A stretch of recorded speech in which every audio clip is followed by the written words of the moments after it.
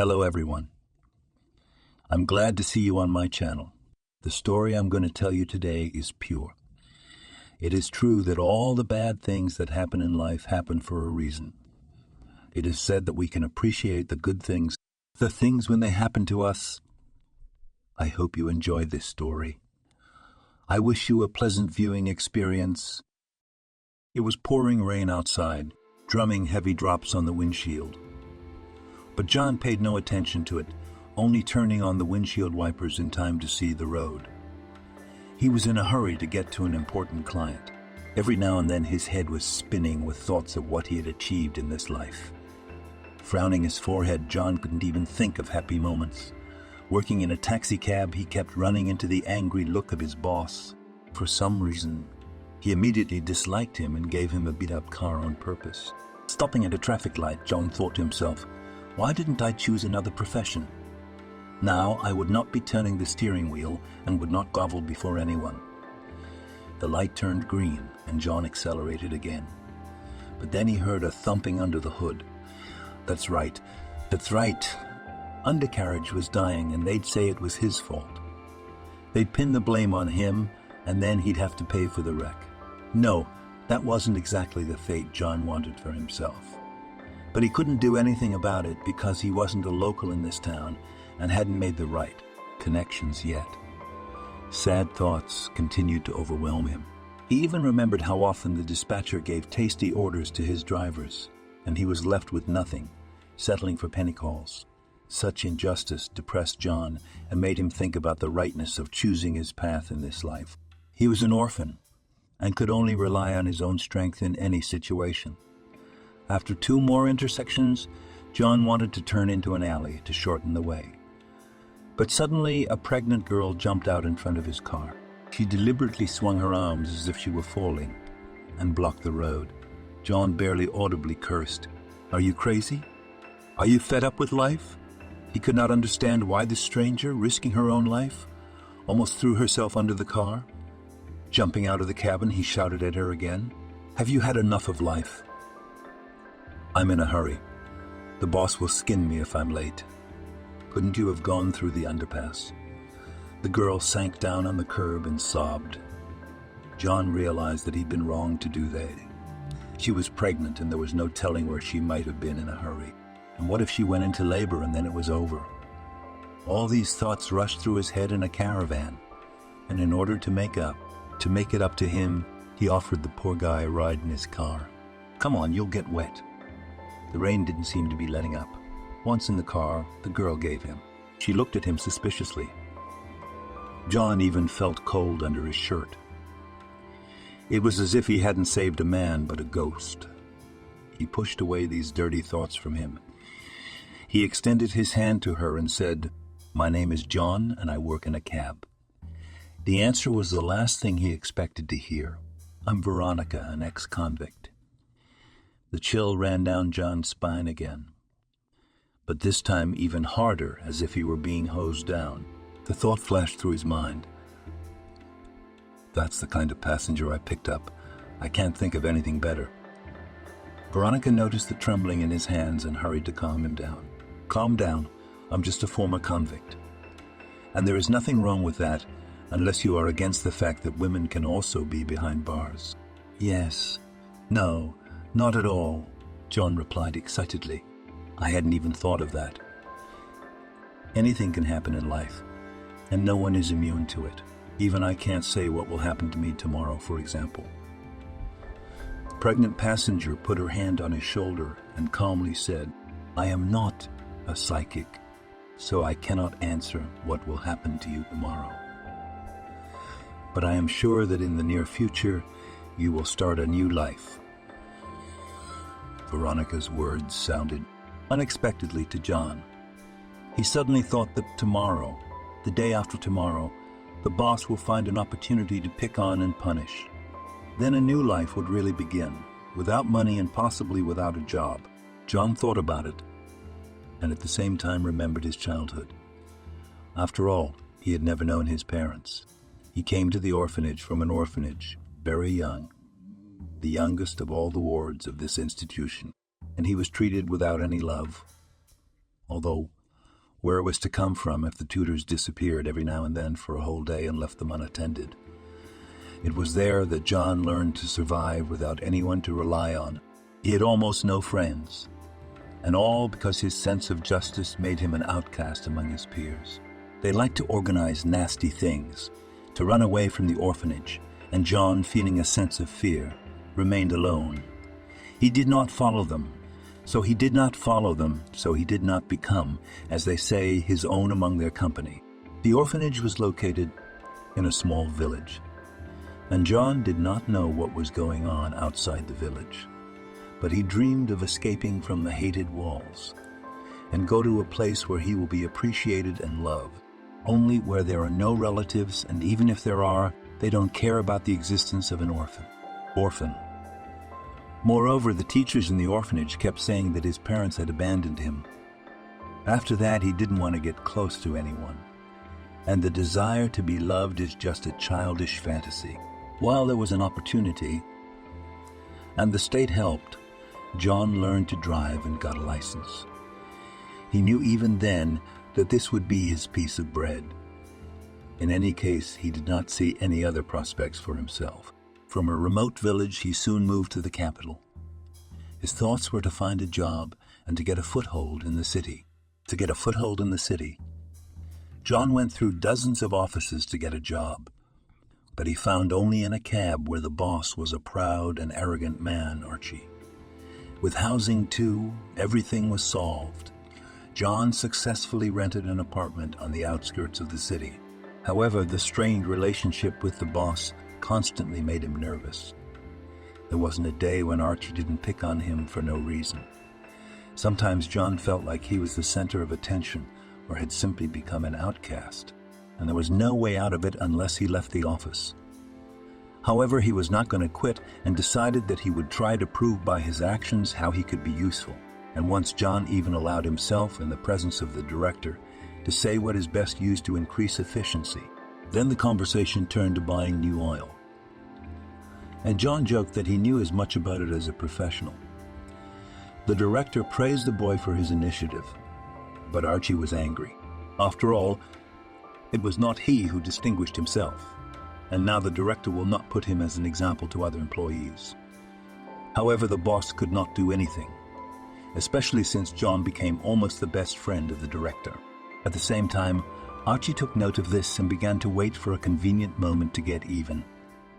But the boy worked so skillfully that he never gave a reason for penalties.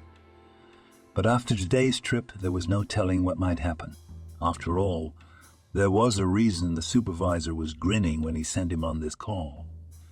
With a shake of his head, John looked at his companion, distracted from his memories. "It's no secret how many months along you." "I'm about to give birth. My 7th has passed," Veronica replied with a smile. John stopped in front of the traffic light again. "I'll probably never have children. I'm alone like a finger, and I still haven't found my life partner, and probably never will because I've stopped trusting people." "You have everything ahead of you. You just need to believe," the girl said. "If you want to, you can change your life. I can see that you are a kind guy, but trusting. And that's a good thing. But you just don't notice it and think that everything passes you by. Maybe you're right, and maybe I do need to do something." "Something in my life," John replied with a shrug. Veronica immediately said that she would definitely pay him back. But she needed to get to the address. She went on to name the street and the house number. John shook his head and through his teeth said, "Come on, I don't need anything. I realize you don't have any money. Do you know how many passengers I've had like you?" "No, what's that got to do with it?" "Yeah, because all they said was, 'Wait, I'll get the money, I'll pay you.' And when I brought them to the address, they'd be on their feet and their heels would be shining. No, you can't cheat me, and there's no reason to do it. I won't take any money from you. I'll give you a free ride." The girl bowed her head and spoke almost in a whisper. "I'm not a beggar if that's what you think. Yes, I've had to spend enough time in a place where you think about freedom all the time. But that doesn't mean I've lost my human form and can't be responsible for my actions. You're wrong, and I'm going to prove to everyone that I'm not." There she goes again, speaking in, half-worded. And there you go, understand, if you're not too lazy to spend time on it. John raised his eyebrows and jokingly replied, "All right, have it your way. But keep in mind that I won't take you any farther than the address you gave me. I have an order and I may not be on time." Veronica nodded, and for the next half hour they drove in silence. John looked at the road and the girl at her lap. She didn't cry, only her shoulders shuddered. Fixing her hair, Veronica glanced at John and smiled. He did the same, but restrainedly, the word afraid of an unexpected turn. Finally, when they arrived, John noticed it was a bank branch. He immediately had a joke about it. "Tell you what, don't take out the bank so I don't get pulled after you later." Veronica waved her hand and got out of the car. John, as promised, didn't charge her. He forgave her the trip, realizing that in such a position, the girl did not care about expenses. Not only was she pregnant, but she had recently been released from prison. As she walked to the bank building, he continued to stare after her. John purposely did not move from his seat, waiting to see what would happen next. He had already mentally imagined that now the sirens would blare, police and ambulance cars would come. But 5 minutes passed, and there was silence all around, people going about their business, and no alarm. Making sure Veronica wasn't going to rob the bank, he stepped on the gas and drove on. But as soon as he reached the intersection, John tapped his hand on the torpedo and said, "That's it. I've completed an order for an important client. Now he'll complain to the boss and he'll leave me without money for sure." He arrived late to the important person. He didn't say anything, but he looked at John with a displeased look. That was enough to make him realize that he was in for a big showdown at the office. He was silent the whole way, afraid to say a word. And the client was in no hurry to talk, staring at his clipboard. A couple hours later, John was free and driving in the direction of the office. His heart was clenching inside from the feeling of worthlessness. After all, he wouldn't even be able to say anything to his boss. And he would be right if he punished him, although there was hope that the client would not complain. Leaving the car in the parking lot, the guy almost ran into the office building. Mickey walked past him and smiled evilly. There was a constant feud between the two of them. Mickey was taking over the fattest orders, and rumor had it that he was pleasing Archie with his methods. John thought about it, and it made him uncomfortable. All his hatred for Mickey showed on his face. His eyebrows arched and his mouth twisted. The boss came out of his office. "Ah, John, just the man. Just what I need. By the way, what happened to your face?" "Let me guess. You hate me, that's why you're grimacing. Well, come with me, I'll put more tar on your face." "Well, that's it. After such words you can expect nothing good and do not expect." John tensed inwardly and went into the office. There was a massive desk in front of the window and a worn chair next to it. Strangely, the interior of the office had changed abruptly. There were flowers on the windowsill, but now there were none. And the chair was different, new, but this one looked like it had been dragged from the dump. John turned toward his boss and met his smirking gaze. "Yes, yeah, this is your future interior now. I brought this chair here on purpose. You need to feel what hopelessness and poverty are like." "Do you know why I need it?" "No, I guess you just have an off-wall sense of humor," John replied with a tremor in his voice. "You're partly right," Archie replied with a pat on the shoulder, "and I do have a sense of humor. But not in your case. I know all about being late. Did you think that if you left for a call in another city, I wouldn't know anything? I'm sorry, Archie, but I've been stuck in traffic a few times and my car's a bit of a mess." John tried his best, but he realized it was useless. And if the boss was putting on an act, it was clearly for the sake of his own ego. Well, Archie had a lot of pride. He could spend hours looking in the mirror and adjusting his tie. He loved himself probably more than anyone else. Pointing to a chair, the supervisor motioned for John to sit down. "Yes, no, thank you, I'd rather stand," he replied nervously and clenched his hands into fists. "Well, That's your business. Maybe it's for the best. I put a satellite tracker in the car on purpose. I knew it would serve me well. What are you talking about, Archie? What I'm saying, John, is that I've seen your entire route. You stopped a few times, you went down a few alleys. You even managed to end up outside a bank. Don't tell me you have an account there and you're checking it out. Well, of course, we've abolished cell phones. John felt hot when he heard the word bank. He joked to Veronica about not robbing him. Had she really robbed him? And now he was an accomplice? Trying to push the thought away from him, John frantically asked again, "And you didn't see anything else?" "No, but that's enough for me to punish you. I just don't know how to do it in a way you'll remember for the rest of your life.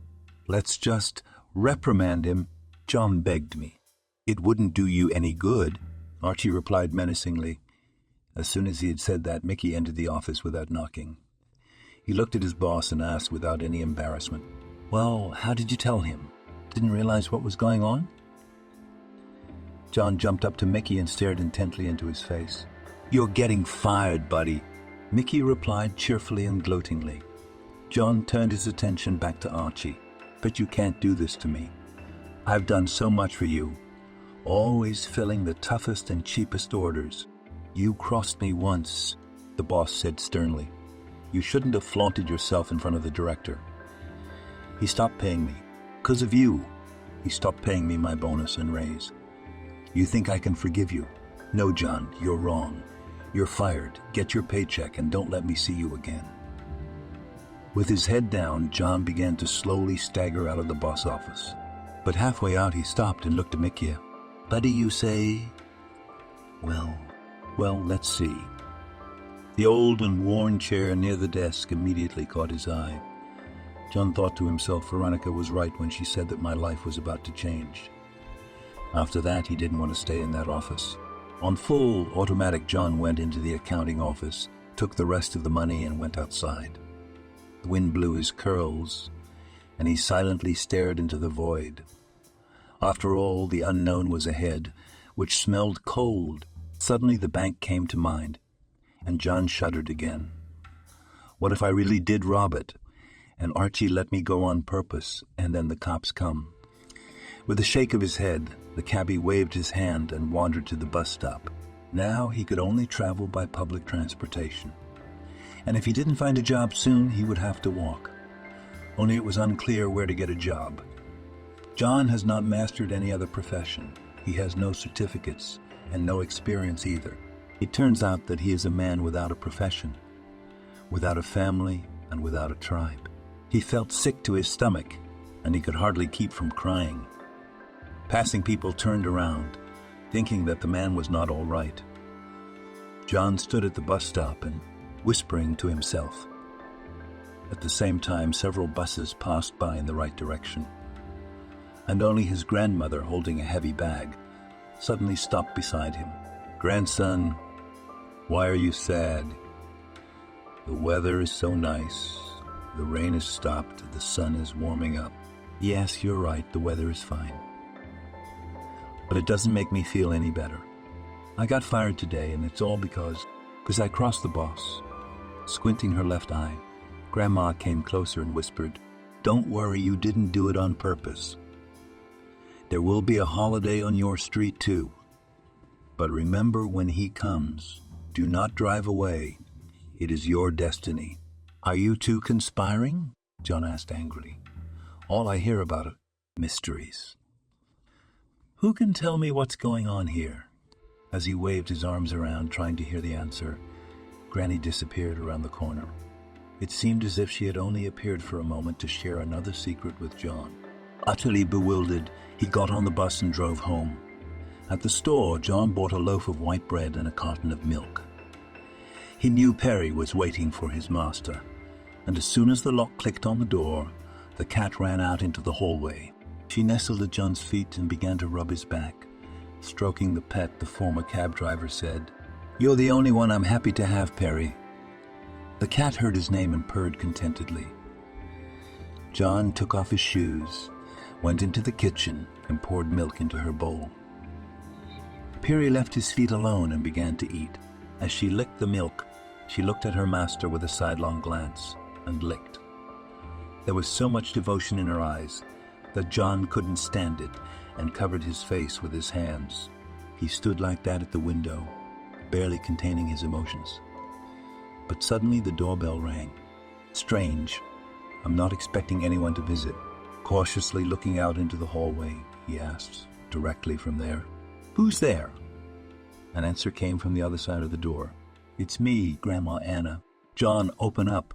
We'll have tea with you. Not understanding what was going on, he opened the door. What are you crying for? Jokingly asked Grandma Anna. Ah, well, let me wipe your face. There, that's better. And you don't have to shed tears. I'm sorry, Anna, John said in an apologetic voice. I've had a rough day today. There's no occasion for fun, let alone a tea party. Perhaps you could come back some other time. Well, what about it, John? I'm a birthday girl, in case you've forgotten. 77 years old already. I couldn't resist treating my favorite neighbor. Shaking his head, John said guiltily, and I'm so busy at this job that I forgot about everything in the world, and first of all about my personal life. Don't look at me with surprised eyes. I know you're not seeing anyone. It's about time. You're a big man and you need a family. It's no good, John, living like a bum. You'll be old before you know it. Anna, what about your family? Shouldn't you be sitting at the table right now? Oh, John, you still don't get it. The neighbor began with a deep sigh. My children and grandchildren only come for a couple hours or less. They have their own things to do, and they're not interested in sitting around an old lady. If my grandfather were alive, I wouldn't miss him. But as it is, sometimes I sit by the window and watch others walk with their children or grandchildren. I understand now, John said sadly, but I'm not meant to be a family man. I'm always at work and I spend all my time trying to support myself. I'll have to save money soon, though, because I've been fired. That's a shame, John, but you mustn't despair. Why are we talking on the doorstep? Let's go in the kitchen so I can take care of you. John couldn't refuse the offer. They went into the kitchen together and set an impromptu table for an hour. It seemed that Grandma Anna had decided to continue the birthday party. She cut off a piece of cake and placed it on a plate in front of John. Eat up, there's vitamin salad, sausage, cheese. Don't think I don't eat enough. I'm not old enough. And my appetite isn't what it used to be, though I remember what it was like when I was young. Tell me, Anna, do good things come back? Well, there are times when you do. You do something nice for a stranger, and then good things happen in your life. Of course, John, and you're asking me. I've helped a lot of people, and they've helped me back. It's true that not many people have been coming lately. But I don't mind. I've done all I can. Why did you ask me that? I guess you gave someone a free ride? That's all. You know, John said cheerfully. Yes, I gave a girl a ride, and she didn't have any money to pay me back. I had to let her go in peace and wish her luck. She was in such a hurry that I didn't really ask her anything. John purposely did not tell the neighbor that the girl was an ex-convict and pregnant. He just didn't know how she would react, in case she would shame him, and then he would have to prove that he was not a camel. He had enough shame for today. No need to scrape up more problems. On the other hand, Anna would hardly censure him. She was not the kind of person to look for flaws in someone she respected. The tea party ended close to 11 o'clock. John saw Anna off and returned to the kitchen. There was a half-eaten salad on the table, a few pieces of cake in a plate, and a couple of sandwiches. He carefully put all these treats in the refrigerator. He didn't want to eat anymore, but it was necessary to think about what to do next. Starting up his laptop, John began to methodically look through the information on job sites. Everywhere required experience and education, which of course he didn't have. And that meant only one thing: to go to the movers. Their special skills are not required. Just manage to do what you are told. From that day, John had a new life. He no longer drove a car, but constantly worked in the fresh air. and it made him less and less anxious to think about the dim prospects. Was this really why he had come to the capital? Going over in his head all the things he had planned, John suddenly came to the conclusion that he had accomplished almost nothing. Yes, he had succeeded in gaining a foothold in the capital. But what's next? What are the next steps? This he did not know yet because he had fallen a step lower and would have to start all over again. He remembered some moments of his childhood when he literally had to tear out the freedom of choice with his teeth, and if it wasn't for his wit, there was no telling where he would be now. For some reason, he wanted to see his parents, but John realized that was simply impossible. They were gone, just as they had been gone all these years while he lived in the orphanage. They gave up on the child, abandoned him, and decided to organize their lives without him. It's like at the toy store, when you don't like something. You don't like, and you can take it back. John tossed and turned at night and slept badly, tormented by the thought that his whole life revolved, and there was no room for love to roam, and there was no room for love to warm his soul. Anna was right to say that it is necessary to have a loved one near you, so that you don't suffer from loneliness. It is so hard, especially in old age, when it seems that life has stopped, and you don't know when that day will come and you will be able to breathe a full breath. True, and the neighbor was not also happy. She herself admitted that the children and grandchildren come for a short time. They have their own interests, so they need grandma only when they are in the mood. Such a future frightened John. He did not want to remain a useless old man. So 2 weeks passed. John got used to his new job and didn't think about the fact that he'd been afraid of his evil boss. At the same time, the image of Veronica began to resurface more and more often. Although he didn't try to think about her, he was in a position and would hardly want to share his problems. No, it was not worth talking about, much less dreaming about. But the desire to see her overpowered and gave him food for thought. One day, waiting for a bus at the bus stop, John saw an old woman walking toward him. She was carrying a heavy bag on her shoulder that hung almost to the ground and waved at him. John couldn't believe that it was the same grandmother who said that there would be a holiday on his street too.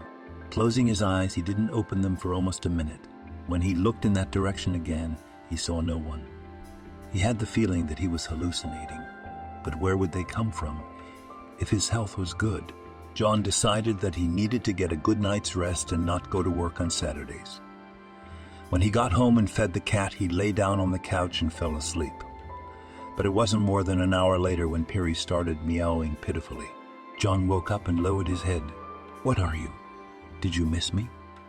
The cat purred in response and jumped onto the couch. And just when she was near his face, she immediately hissed. John was taken aback by the behavior of his pet. "Did someone scared you, Perry?" "Wow." And the fur stood up. But the cat continued to hiss and back away from the couch. John sat down, and then he heard someone scratching at the door. A chill ran down his spine, just as it had that time before. His hands were numb, and his tongue felt like it was stuck to his palate. He couldn't even get the words out. Overcoming the stiffness, he got up from the couch and headed for the hallway. Suddenly, the scratching at the door changed to a steady knock. But it wasn't a firm thump. It was as if a woman was trying to get through. Right. It must be the neighbor, Anna, John thought, and hurried to open it. But what was his surprise when on the threshold he saw Veronica, and in an expensive coat. "Hi, did you recognize me?" she asked cheerfully. "Yes, hello, you won't be forgotten. Can I come in, or are you in a bad mood?" "I'm sorry, I'm really not feeling well," John answered and let Veronica into the apartment. "So many unpleasant things have happened in my life that I'm afraid to talk about them. I thought you'd forgotten about me. I went to a lot of trouble to find you. I didn't realize it was so easy to get lost in the capital." "It's a capital to absorb people," John said in a more cheerful voice. But you've spent so much time away from home, so don't be surprised. And I'm sorry for reminding you of your past. It's okay, John, Veronica answered and went into the kitchen. I still have a lot of catching up to do. But one thing I'm sure of is that the past can't be forgotten. It's so stained with dark stains that I'll never wash it off in my lifetime. Wait, what are you talking about? John asked, surprised, though he suspected what was behind it. This, Veronica pointed to her round belly. All the secrets and stains are here, and if you have time, I'll tell you. Yes, of course, I'm only off to work, so I'm in no hurry. Putting the kettle on the stove, John asked, Are you hungry, maybe? No, I've been to the restaurant and had dinner there. What are you looking at? Can't you understand how I've changed so dramatically? And where did I get the money to go to a restaurant? To be honest, I do, John replied, embarrassed. That day when you almost fell under the wheels of my car, now X, you were wearing old clothes, shoes out of size, and no money. By the way, I hope you didn't rob a bank. At that, John pointed at her expensive clothes. Veronica laughed and put her hand on his palm. No, there's nothing wrong with that. The bank didn't need to be robbed. I only took what was rightfully mine. There was an awkward tension because Veronica's words about her taking something was more like a robbery, and John expected her to say, I really did steal the money and bought expensive things with it. But at the same time, he realized that it was impossible to do such a thing alone, especially for a pregnant woman, and to lighten the mood and at the same time to find out as much information about her as possible, John calmly said, It's a good thing you didn't have to do anything illegal. You've already broken the law once and paid for it. By the way, what happened? Why did you go to jail? Veronica poured herself some tea and, taking a couple of sips, began to talk. Well, it's a long story, and I'll start with the fact that I got pregnant by the head of the colony. Really? John exclaimed and almost choked. Yes, it's true, but I had to do it. He promised me I could get parole. I'm ashamed to say it, but intimacy with him turned out to be my only chance for release. I soon found myself in a position the warden even took me for an ultrasound, and that's when it showed I was having twins. Can you imagine 2 boys? Not exactly, but I can imagine, John answered discreetly. It's the first time I've ever heard of an inmate getting pregnant by a warden. Usually women get there when they're pregnant, or their husbands do it when they come to visit. But why would you do that? You can't love them, can you? Veronica tilted her head to the side and felt sad. She could see that John's words had touched her heart, but he couldn't imagine what was going on in that girl's soul. Their first meeting had shown how defenseless she was, and here was a sudden change in image and trusting sincerity in front of a man who was a stranger to her. You see, John, I had no other choice. I had to go free to get my revenge. Okay, so you didn't just get pregnant for no reason. You got pregnant to fulfill your evil plan. Wait, don't be so judgmental if you don't know anything. Okay, I won't interrupt. Go on, John said, sipping tea from his mug. That evening, Veronica told him about her hard fate. She had to go through a lot of things, and first of all, through a series of humiliations. All because her father, now deceased, had decided to remarry. Mom died only 3 years ago, and his feelings were playing up. Veronica did not dissuade, realizing that the father is a grown man and is free to decide his own fate. Besides, he was a big businessman and owned solid assets. This gave him ample opportunities in terms of personal life. Naturally, that the holy place is not empty, and in the life of Steve appeared a beautiful woman. She was 10 years younger and easily captured his heart. Veronica saw how he was crazy about her and did not notice anything around him. True, she also had a small business, and business at the firm did not allow full control of the situation. She had to torn between home and work. But everything changed when this woman's son appeared in their family. She persuaded to take him to them. Moreover, the method of seduction forced Steve into marriage. The wedding had been celebrated in style, even in style. John put the mug on the table and interrupted her story. Wait, why didn't your father know what he was doing? From what you said, he was just over 50 years old. 50 years old. I can't believe a man that age would lose his mind. Well, he was perfectly aware of what he was doing. He just loved women's attention. That's why he got married a second time. Of course, I talked him out of it as best I could, but how could he listen to me? It was up to Daddy to decide what was best for him, so he chose a new girl. I'm sorry, I interrupted. John said, I'm sorry I interrupted. It's just that I've had similar problems in my life. Well, not exactly about the wedding, but something like that. I didn't tell you I was an orphan. I've never seen my parents, and I still don't know where they are or what happened to them. I spent all my childhood in an orphanage, and there I learned to be a driver, and then I went into adulthood. It's hard when there are no close people around. Veronica continued. I realized it when I found myself behind bars. My half-brother Alex arranged a trip to the colony for me. The son of my father's new wife. I don't even want to say her name. The two of them really got on my nerves. John realized he needed a break. Let's cook something together. Let's cook something together. I realize you can afford restaurants now. But I don't have the means. I got fired from the cab company, and I can't make much money as a longshoreman. Wait, so this is all because of me? Veronica asked with a gasp. Almost.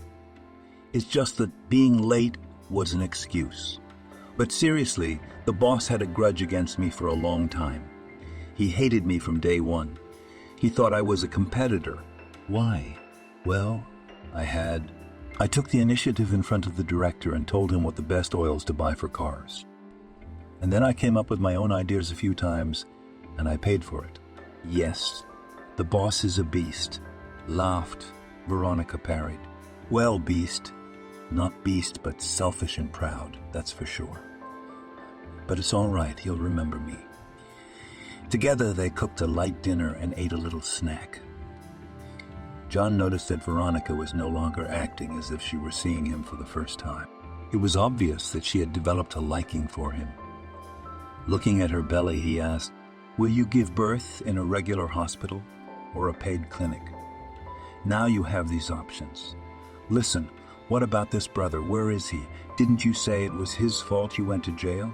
Veronica replied that time would tell and added, Yes, that's right. Alex has failed me on every count. I trusted him with my business. Or rather, I took him into the company to help with the accounting and human resources issues. And what? He failed, John asked. Not a word. He made me in the eyes of the tax service. Not only that, he turned my employees against me. So he turned out to be a crook, and I had to take the fall for everything. And honestly, I don't regret it at all, because I gained invaluable experience. What kind of experience, if you don't mind me asking? I learned how to survive in difficult situations. Plus, I can tell if people are good or evil. You know, I went to almost the same school when I was in the orphanage. And I think you and I have similar fates. Stay at my place, I'll make a bed for you in the hall, and I'll lie down on the kitchen sofa. Veronica agreed, especially since she had no intention of leaving. She hadn't just been looking for John. She'd liked him the first time they'd met, and she decided by all means to find the kind cab driver. But as it turns out, he was fired. He'd been fired because of her. And Veronica, feeling guilty, decided to remedy the situation. She saw how reverently he treated the car. After all, for him it is not just a pile of iron, but a real friend. When she fell asleep in the new apartment, Veronica already mentally saw herself next to John. All that remained was to find out how he would feel about other people's children.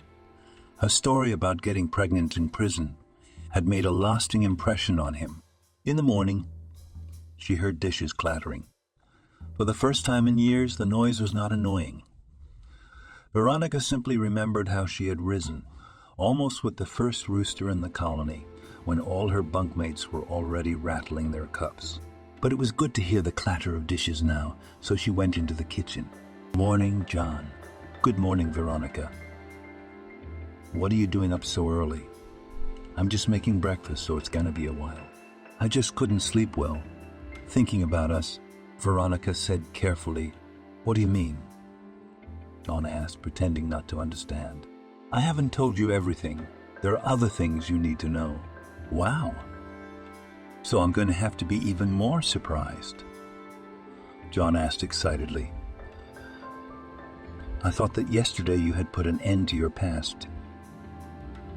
You didn't want to go back there." "It is. The past is far behind me," Veronica replied. "But there are things that need to be done to put a definitive end to it. And in that regard, I would like to ask for your help. I'm sorry it's so sudden, but I can't do without you." "Great. I'm back to the day when we first met," John said cheerfully, putting 2 plates of scrambled eggs on the table. "And it's as if I had to go all the way from cab driver to loader again. John, I'm a little while away from giving birth, and I need to get back what I've lost. I was talking yesterday about how my stepbrother gave me a trip to juvie. Well, he and his mother have taken over my business. We need to punish them and take my company away from them. I put my heart and soul into it, and it all went to hell." Veronica cried, and John hugged her. He felt a shiver under his hands, and his heart clenched even more tightly. There was a girl standing before him helpless, though she had become rich. It was in his power to help her now, and if he didn't, he would blame himself for the rest of his life. Running his hand through her hair, John said, "Okay, I'll help you, but I don't know how. After all, probably your relatives are influential people, and they have connections that we can't get through." Veronica took the documents out of her purse and handed them to John. "Yeah, here is all the money I have in my account." Looking at her in surprise, John asked, "Wait, but you said they robbed you of everything, didn't you?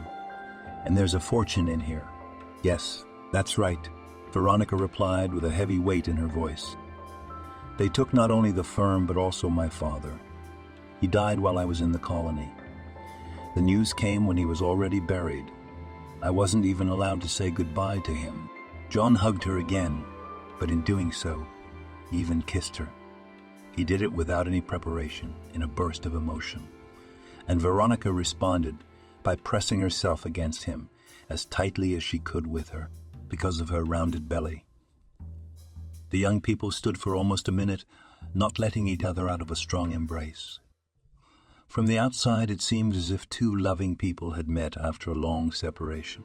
This time a spark of mutual affection had really flickered between them. And John, without realizing it, said languidly, "I like you, Veronica, and I like you, John. And I knew even then that we'd be together. It's just that you didn't react so viciously to the fact that you were facing an ex-convict. What was I supposed to do? Yell and chase you out of the car? I don't know. But more often than not, people shy away or look disdainfully at those who come from prison. I don't care. I'll never blame you. And let's see what we can do with your company. Here, I took some of the money out of the account, but not all of it." Veronica pointed to the numbers on the paperwork and the checks. "I had to clean myself up and pay important people to find you." John suddenly thought about the fact that Veronica might have approached his former boss. And to make that point clear, he asked an intriguing question. "Did Archie help you with this, by any chance?" "I don't know who you mean, but if it's so important to you, no," Veronica replied sharply. "Other people helped me, but I couldn't expect more from them. They did their best, knowing what they were getting into. Now I need to negotiate with the lawyers and force my stepmother and her son to return my firm." John agreed to help Veronica without any money. It was a matter of principle for him now. He knew what betrayal was and how it felt to be humiliated. Together they reached the most experienced lawyer in town, and he, after a long negotiation, gave his word that he would help to sort out this tangled problem. John also learned that, as it turns out, shortly before his death, Veronica's father opened an account in her name and transferred all his savings there.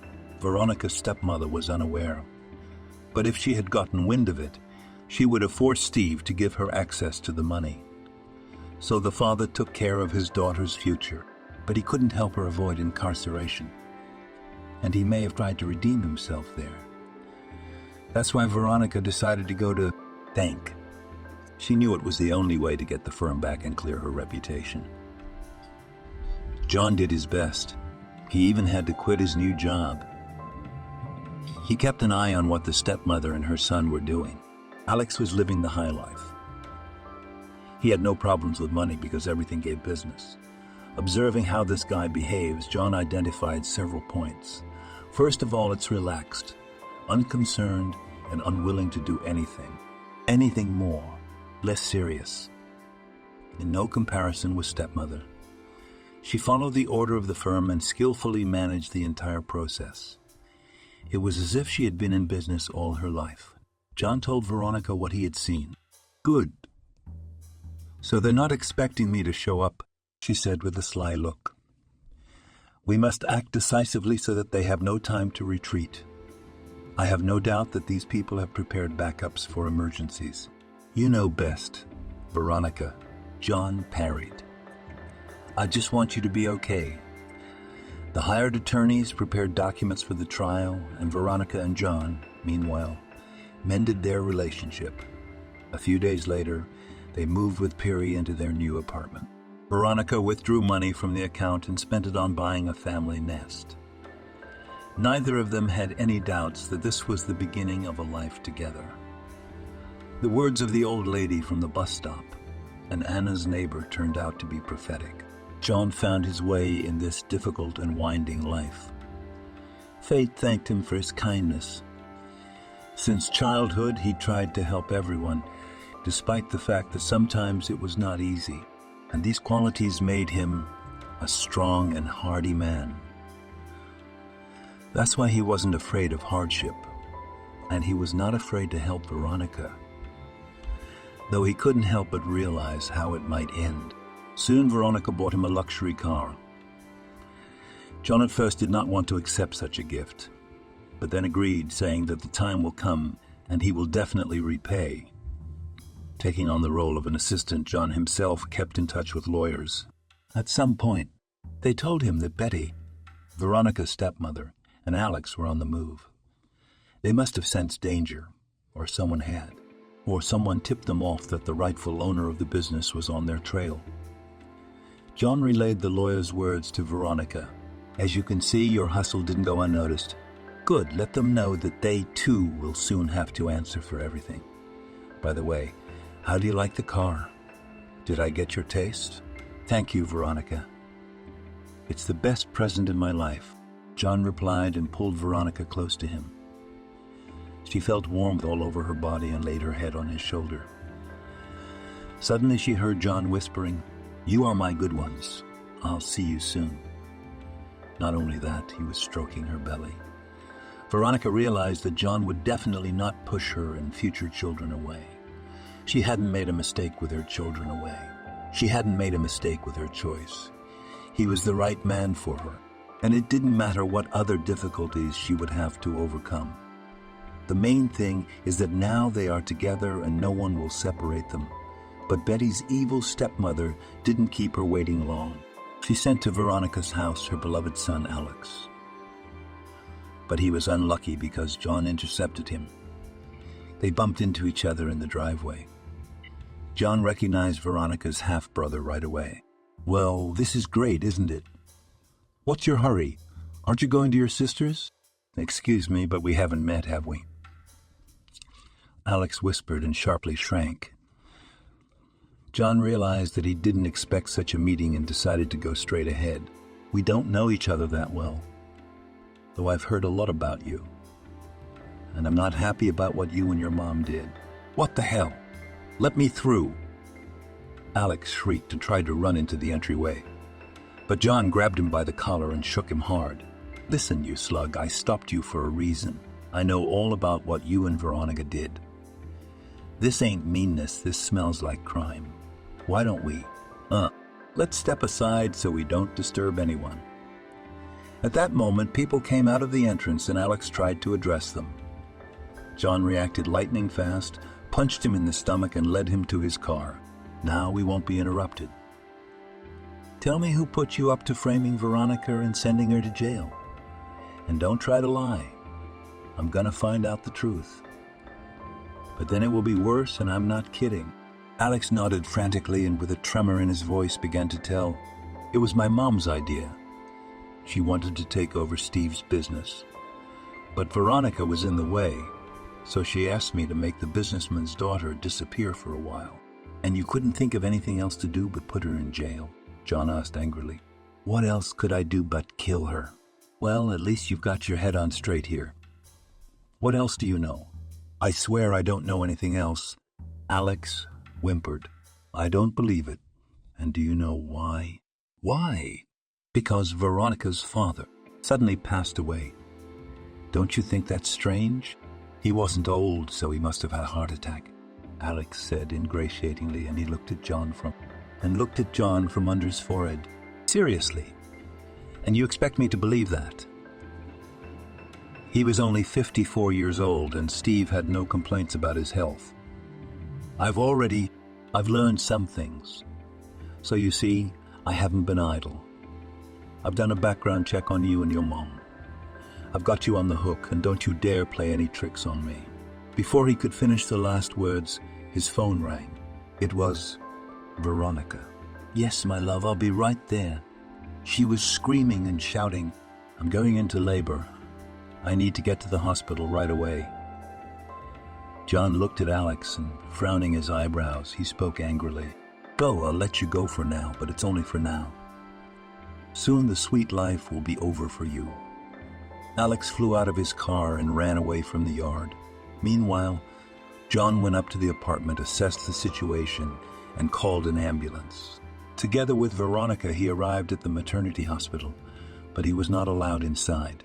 He had to wait for the doctor to come out and tell him what was wrong with her and how she was feeling. Half an hour later, the obstetrician on duty showed up. You're very good for not being confused. Your wife is going to stay with us for the time being.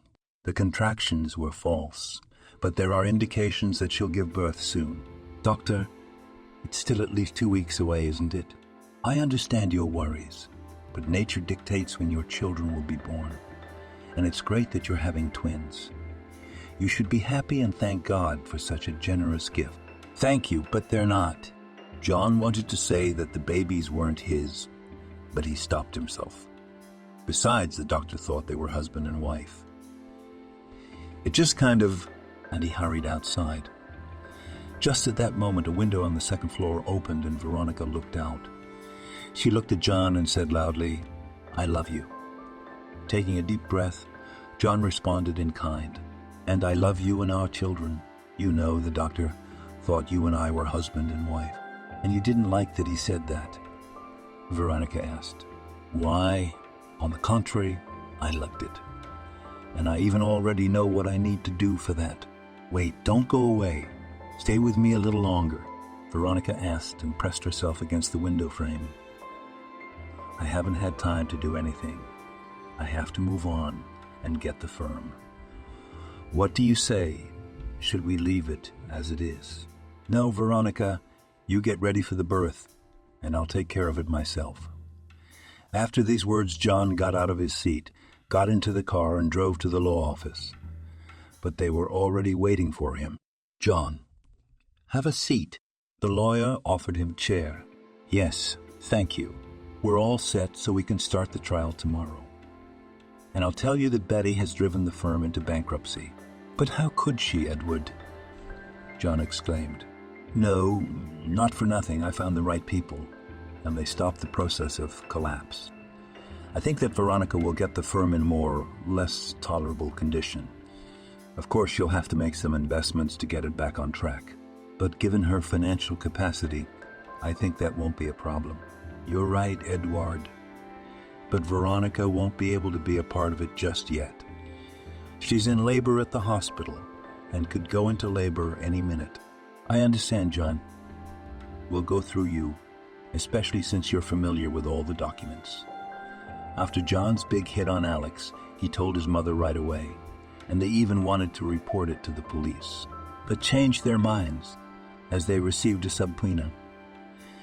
In addition, the benefactors warned that it will be serious proceedings, and it's better to settle things peacefully now than to look at the sky in a box later. Betty disregarded these warnings and thought she was free to decide for herself how to deal with the firm. Her son, on the other hand, refused all positions and began to pack his bags. He realized that he would definitely be nailed to the wall and shake out all the information. So in order to minimize the fallout, he took the risk of coming clean. He called John himself and asked for a conversation. During the conversation, Alex told him that his mother had poisoned Steve. True, he had not personally seen anything, but at the same time, Betty had somehow, after Veronica's father had died, that her drug had worked and the old money bags had gone.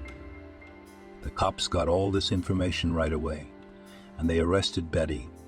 However, they had no direct evidence, and she was still charged with fraud. Alex was left under house arrest for his cooperation with law enforcement and his sincere confession. But it was only temporary, because after the trial he might have faced a real prison sentence. It took several days to unravel this insidious tangle. And all the while, John visited Veronica every day. He couldn't imagine himself without her. And she was glad that someone needed her.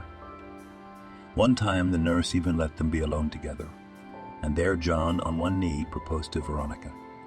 It was so touching that Veronica couldn't help but say yes.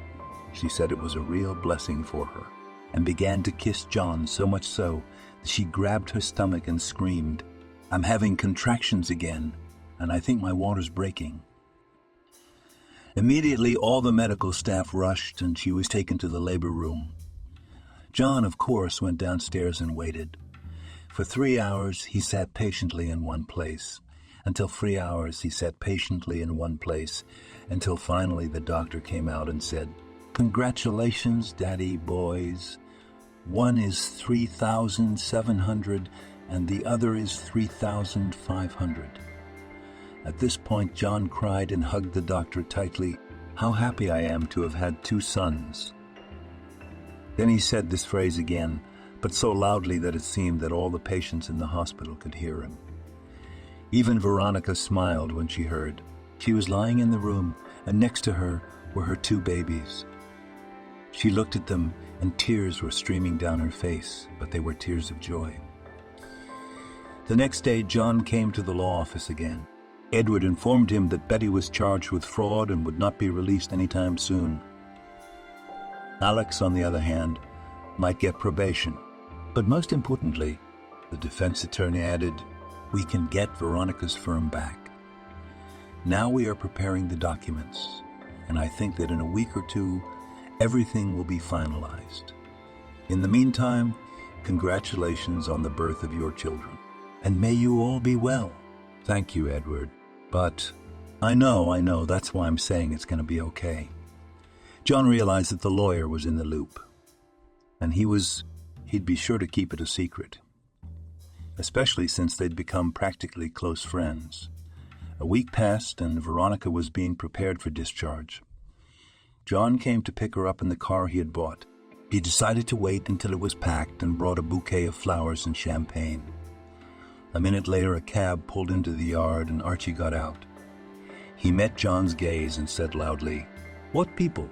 Are you working as a cab driver again? And who trusted you with such an expensive car? Good luck to you, Archie." John laughed. "But this is my personal car. Your car, on the other hand, looks like it's been in need of repair for a long time. Oh, come on. It can't be."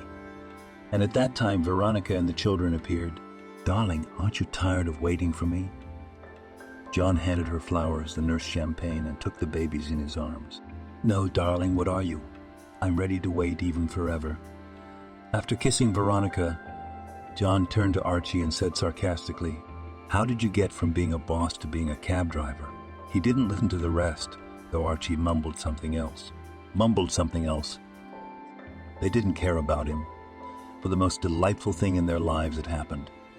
A week later, Veronica herself came to the lawyers and thanked them with the successful completion of cases. Her firm returned to the rightful owner. Edward tried, and in an accelerated order formalized all the necessary documents.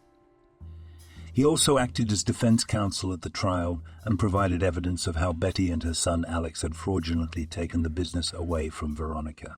She regained her reputation and managed to stop the bankruptcy process. Together with John, they decided to run the firm, and in order not to lose driving experience, he agreed to be her personal driver. Why, that's even better. You don't have to bring in an outsider. Okay, sweetheart, but it's only as a part-time job. The rest of the time, you're my assistant. Betty got the maximum sentence on that count and went to jail. Alex was recognized as an accomplice, but for the fact that he cooperated with the investigation and wrote a sincere confession, got a suspended sentence, and no one heard about him anymore. He went to the village and decided to do some farming there. Soon, Veronica and John applied to the registry office. They went to meet them, and a week later they were married. The words of the old woman at the bus stop came true, and they had a celebration too. And it was good that John did not give up his happiness. Anna and the doctor from the hospital were invited to the wedding. They didn't really have anyone else to invite. Veronica had no parents and John was an orphan, and so it's the same fate for the two of them. After the babies were born, they were registered in John's name. He insisted on it, saying that it was not a matter for them to be brought up in an inferior family. Veronica did not object because she saw her future only with John. On the other hand, her stamina could only be envied. She had endured so much and had not lost heart. The firm with difficulty, but they pulled out of the financial crisis. Now it is fully functional and generates income. True, the whole staff had to be changed. They were saturated with hatred for Veronica, and they could not be left. John himself recruited new employees. They all went through his system of checks. Veronica hadn't forgotten about her father either, and she picked a time to visit his grave. He was buried next to her mother, though he was lucky in that. Veronica stood by the tombstone for a long time and cried. Fate had treated her cruelly, but it also corrected her mistakes. Or maybe it was the parents from the other side of the world helped her daughter to get out and find love. If you like the story, please support me with a thumbs up button, and to learn about the release of new interesting stories, when subscribing, click the bell. All the best to you. Thank you for watching this video to the end. Subscribe to the channel. Like it, write comments if you like the story, and see you on the channel.